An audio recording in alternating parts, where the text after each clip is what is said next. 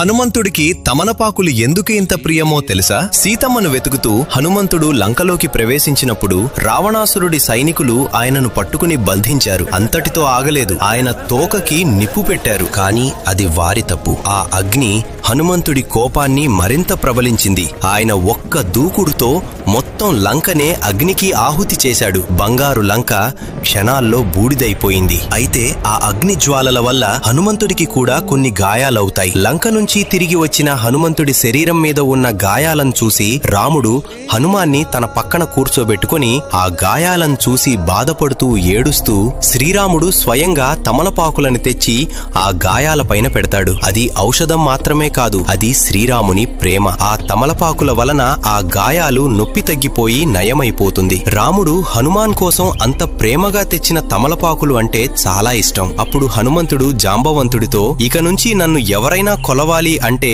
ఈ తమలపాకులతో ఒక మాల చేసి అర్పిస్తే వాళ్లను నేను అనుగ్రహిస్తాను, వారి కష్టాలను దూరం చేస్తాను. నా కోసం తమలపాకులు తెచ్చిన వారిని నేను రాముడిలా